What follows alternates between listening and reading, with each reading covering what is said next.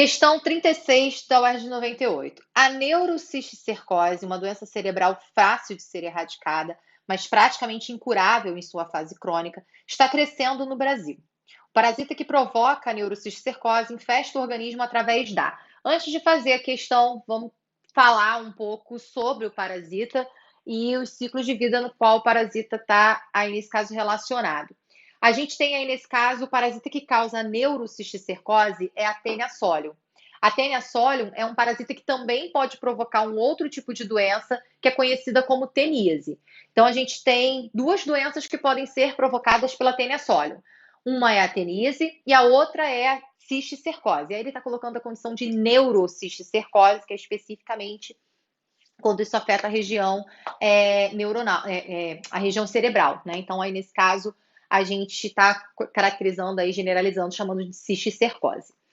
Só que quando a gente fala de teníase, não é só a Taenia solium que pode provocar esse tipo de doença, né? A teníase vai ser uma doença parasitária que pode ser provocado tanto pela Taenia solium quanto pela Taenia saginata. Então, vamos diferenciar, falar sobre as duas e diferenciar aí como que a pessoa pode contrair cisticercose, como ela pode contrair a teníase. Primeiro, a tênia, né, nesse caso, seja ela solium ou saginata, ela é um parasita classificado como plateuminto, né? Então, aí, nesse caso, é um verme de corpo achatado, chamado aí, nesse caso, classificado aí, nesse caso, como plateuminto. A Taenia solium, ela tem aí, nesse caso, no ciclo de vida, onde ela provoca a teníase, a Taenia solium está associada a um hospedeiro intermediário, que é o porco, e a Taenia saginata, ela está relacionada ao hospedeiro intermediário, que é o boi. Vocês já ouviram milhões de vezes essa relação, né? Saginata, nata, leite, leite, vaca, que é para tentar aí fazer uma relação para vocês não esquecerem mais quem é a Taenia que vai estar relacionada com o hospedeiro intermediário, que é o boi, que é a Taenia saginata, e a Taenia, que é aí nesse caso, que tem como hospedeiro intermediário o porco. Então, o boi e o porco são hospedeiros intermediários. O boi, o vaca, né, tanto faz, o macho ou a fêmea, não tem diferença aí nesse caso no gênero, né? O animal aí nesse caso, o bovino, ele vai ser o hospedeiro intermediário da Taenia saginata, enquanto o suíno ele vai ser o hospedeiro intermediário da Taenia solium, tá bom? Vamos começar pela teníase, e depois a gente fala da cisticercose, que é o que a questão aborda. Na teníase, a gente tem uma pessoa que está infectada por esse parasita. Esse parasita é um parasita intestinal, né? A tênia é um parasita intestinal. Então, um verme adulto, em fase reprodutiva, ele está lá no intestino. A teníase, ela pode ser conhecida popularmente com o nome de solitária, essa doença. Solitária porque a tênia é um parasita que normalmente ele tem aí 5 a 6 metros de comprimento, até um pouco mais do que isso. E é comum a gente encontrar um parasita a cada hospedeiro infectado, ou seja, a cada ser humano infectado. É um parasita que aí, nesse caso, é hermafrodita e faz autofecundação para se reproduzir. Nesse caso, não tem outro jeito, né? Ele vive sozinho, ou ele se reproduz por autofecundação, ou ele não conseguiria, aí, nesse caso, reprodução sexuada. Nesse caso, é falta de opção mesmo, né? Esse parasita, ele contém uma região de cabeça, que é uma região da cabeça, que é chamada de escólex. O escólex, ele é uma região que se fixa à parede do intestino do hospedeiro. Aí, nesse caso, a gente vai observar que esse escólex tem ligado a ele pequenas estruturazinhas divididas, como se fossem quadradinhos, retângulos, na verdade, né, no corpo desse animal, que são as proglotes. As proglotes, elas são, aí, nesse caso, estruturas que vão formar o corpo desse animal, que podem ser liberadas. Então, por exemplo, quando ele se reproduz, ele libera parte dessas proglotes com a presença de ovos. Isso significa que essas proglotes, elas se desprendem normalmente. E isso não leva à morte do parasita, porque ele repõe essas estruturas que foram sendo perdidas. Para eliminar o parasita, tem que ocorrer a eliminação dos cólex, né? Que aí, nesse caso, garante que o parasita realmente está sendo eliminado por completo. Uma pessoa infectada contém esse parasita no seu intestino, o parasita está ali se reproduzindo na fase adulta, ele está no seu intestino se reproduzindo, e ele vai aí, nesse caso, produzir ovos, porque a gente está falando dessa reprodução sendo reprodução sexuada, então isso garante formação de ovos. Os ovos que estão sendo produzidos por esse parasita vão sair junto com as fezes da pessoa infectada, né? Esse parasita está no intestino, o mais comum é que a gente vê realmente a presença dos ovos do parasita junto com as fezes da pessoa infectada.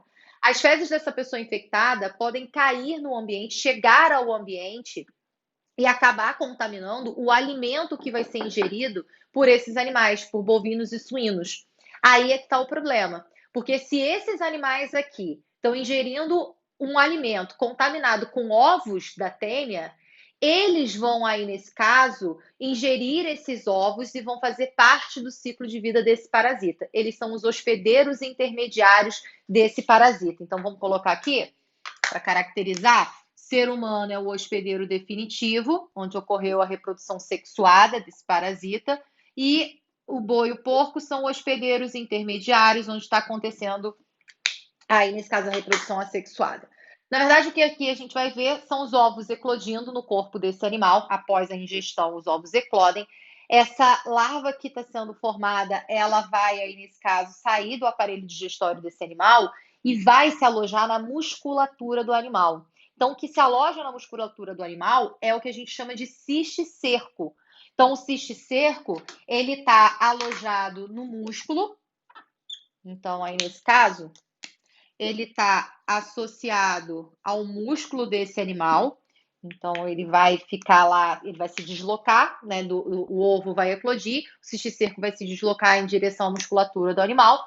O músculo do animal, aí nesse caso, vai conter esse cisticerco. O que é o músculo do animal? É a carne desse animal. Então, quando você come a carne de um boi contaminada com esse cisticerco, ou quando você ingere a carne de um porco contaminada com esse cisticerco, essa larva ingerida, ela vai chegar ao seu intestino, vai aí, nesse caso, chegar à fase adulta, se reproduzir novamente. Ou seja, quando a gente ingere as larvas, que são os cisticercos, a gente desenvolve a teníase, porque o que vai se desenvolver dentro da gente, crescer dentro da gente é a tênia. Então, como o que a gente tem dentro da gente, depois que esse cisticerco se desenvolve, vai ser a tênia, a gente desenvolve uma doença chamada teníase.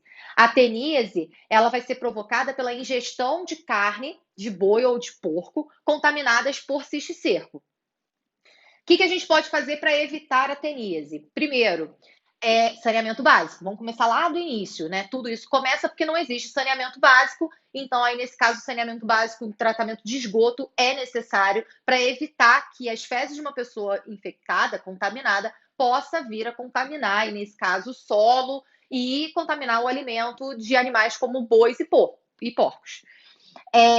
Segundo, esses animais que estão contaminados, se a carne deles está sendo ingerida pela gente, é porque não existe uma fiscalização do frigorífico que está, nesse caso, produzindo essa carne.